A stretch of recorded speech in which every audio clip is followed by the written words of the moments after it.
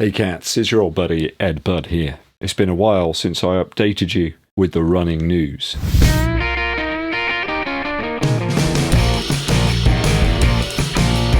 Got a bumper show for you today guys, so I'm not going to hang around too long. Lots of things to get through, so I'll keep the intro rather concise. If you are new to the channel though, make sure you help us out here by hitting that subscribe button and also turning on the notification bell when we launch the new videos for you, and help the algorithm by giving us a thumbs up like.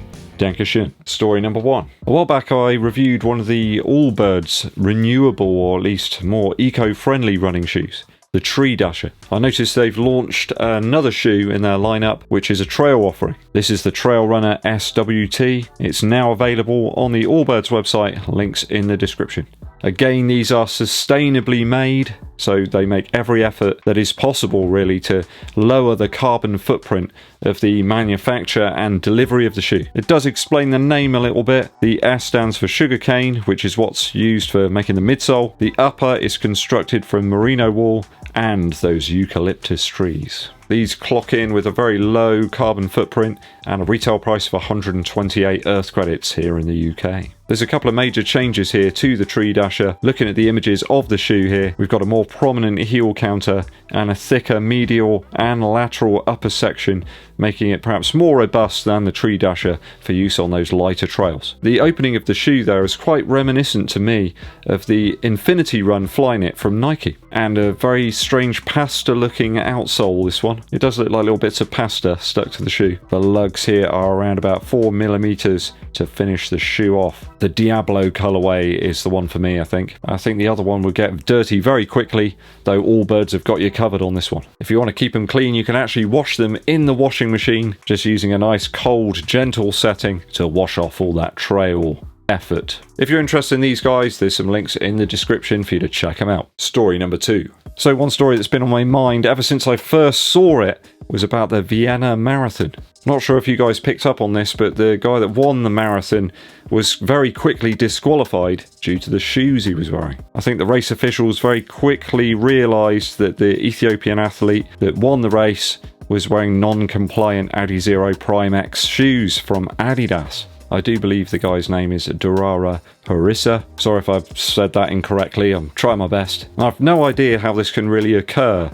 How can you not know that you're not wearing the shoes that perhaps you've told the organisers you're going to wear beforehand? How on earth did this come to be? I believe the runner that came in second, or at least is now the winner of the race, was wearing the Adizero Adios Pro 2. So in theory you've got like 10mm of stack height there between the two shoes, but obviously it varies depending the actual size of the shoes the guys were wearing. Is this bad management? Just a mistake?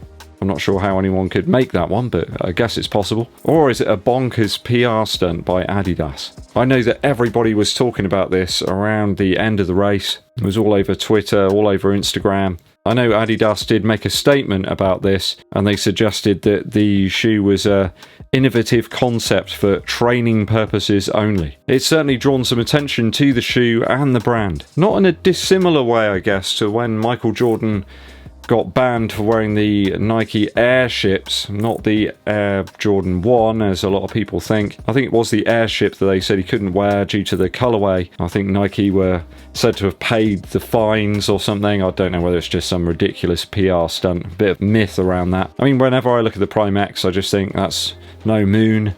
That's a running shoe. I only see Nike following up in 2022 with a 50+mm shoe. You know it's going to happen, guys. What's your opinion on this one? Bizarre PR stunt? Just a mistake? Let me know in the comments below. Moving smoothly on to story number 3, which is a very long one. Everybody knows that for a long time, Nike and Adidas have had a real beef with each other. It's just like all-out war. Shoes and apparel, who can be the biggest, who can be the best. Nike have always been known for their shoes, but Adidas a little bit more for apparel. Over the last 18 months or so, Nike have been very heavily invested in their direct-to-customer approach. I mean, it's been very challenging. I think Adidas have to shift their model a little bit, but everybody's relying less on in-store purchases, more online. So why are Nike's forecasts down so much from what they were earlier in the year? I think the sales figures are about 0.2 billion off of what they're supposed to be. They do make an awful lot of money. apparently. We do see Nike very recently saying they're going to close some of their retail stores in the UK. The Gloucester Quays factory store will shut as early as the end of October. Nike give a reason of constant evaluation as to why they're going to close it down. I think ASICS and ADIDAS have got stores in that same area, so it is an interesting choice by Nike. Let's not forget that Nike's online sales are very important to the company. Nike members apparently spend 3 times more than guests do on their website. It's a strange choice to close stores when retail sales in the first part of the year were up 5%. But I think when your digital sales are up 29% in the same period, it starts to make some sense. I think the big issue at the moment is shipping times on some of their new items. I think they've doubled in the past few months, which is really difficult logistically for Nike. I think the major issues seem to revolve around the lockdowns in some of the key locations where they have their factories situated. Both in Indonesia and Vietnam, there have been some major lockdowns. The large number of Nike's factories do remain in Asia, and the delay in reopening these factories by several months has affected their delivery of new products. This could explain some of the lack of Nike products in certain parts of the world, as 3/4 of its manufacturing's been slowed down or closed. Those strict lockdowns appear to have pushed workers away from the factories and led about 90,000 people to return to their original country of origin. I think the government in the Ho Chi Minh area, for example, has been offering amazing incentives to try and get people to stay. This does make me wonder whether Adidas and Puma are also affected by some of these major logistical issues. Has that increased some of the lead times on some of those products we're all after? Mainly that Puma DV8 Nitro Elite. Everybody wants it, but there just aren't any. Nike suggests that delays are going to persist into spring of 2022. So there's no let up yet. This info in itself could explain the sudden launches of Nike products on their website in different regions of the world. I know in America they've only just got the Vomero 16, it's really odd, the Pegasus 38 Shield, the Zoomfly 4, and those black and white Vaporfly Next Percent 2s all suddenly dropped on the website with very little fanfare whatsoever. If we focus on Adidas now, I think China produces about 27% of all of Adidas's shoes. Getting on for like 1/3 of all Adidas shoes there. Again, Indonesia and Vietnam are starting to encroach onto that, and that's a trend that we also see with Nike as well. They're moving more and more of their production across to those other areas of Asia. Does some of that info explain the weird releases we've seen so far? The very cookie-cutter design iterations in the Pegasus 37 and 38, the delayed launch of that Gakuso Next Percent. Looking at mine, I think that they were made back last year sometime.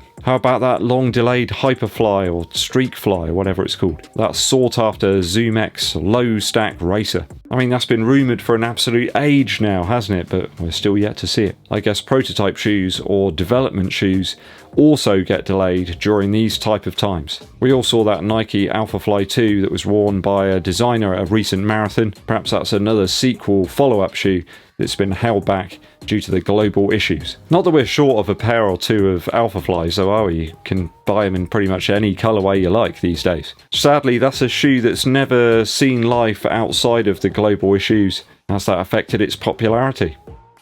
Quite possibly. Adidas seem to have adopted a slightly different approach to things recently, producing shoes in much smaller quantities. They definitely seem to be using a throw mud at the wall and see what sticks approach. I think in 2020 Adidas produced 70 million less pairs of shoes than they did the year before, and that's been on the increase ever since 2019. So that just goes to show how fewer shoes are being produced by them at the moment. That could begin to explain why the Adizero Adios Pro Original was so hard to come by last year. It seemed like Adidas only had a couple of pairs of each colourway and that was it. I'm amazed I managed to get a pair, in fairness. Both my half marathon and 10k PRs are in that shoe, so yeah, maybe I should just go back to that one. That Boston 9 that they released during the issues last year was very delayed, and then you had that strange SL20.2 release as well. It didn't make any sense to me at all. It's like they perhaps produced them and they just got held up in a factory somewhere for a while. They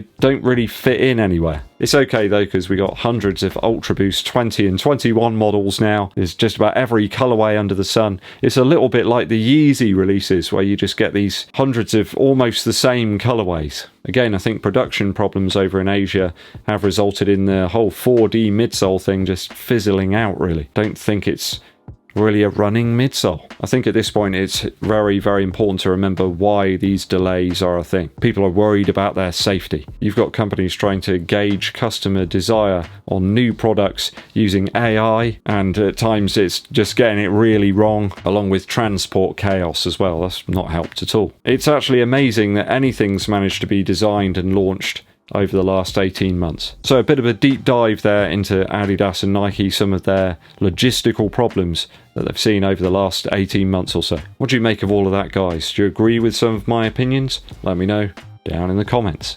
That's all the running news for today. A quick musical interlude for you. Another one really you can put on for your Halloween party, although it might frighten a few people too much. Back from 2018, check out Suede's album The Blue Hour. The first track's called As One, which is particularly unnerving. Lots of weird atmospheric noises, there's strange bits of recorded conversations and things that really build up the interest. Just a very Twilight-inspired piece, I suppose. I think the track Wastelands was inspired by Brett Anderson, who's Suede's vocalist, trips to London where he used to see these sort of abandoned areas while he was on the train where it's just full of junk and rubbish. And I'm often found watching those and sort of thinking about, does anyone ever go to those places? Does anyone ever experience them at night, you know, in those twilight times? They do lift up the atmosphere though a bit on Life is Golden, which is one of the best tracks on the album. Some fantastic guitar playing here, and the band are really on form once again. A couple of years back I was lucky enough to go and listen to Brett Anderson talking about one of his books that he'd written, and he seems like a really cool guy. He's got a really interesting take on life. I think he lives relatively locally as well, maybe in like Frome or something, so not too far away. Go and check this one out, it's a bit spooky, but it's that time of year, isn't it? Suede with The Blue Hour. Thanks for tuning in, guys, it's very much appreciated. If you haven't done so already, hit that subscribe button, but also click the bell below for notifications when I roll those new videos out for you. And it also helps the channel out a great deal if you give this video a thumbs up, like, and also share the video with your running buddies. My name's EDDBUD, and I'll be seeing you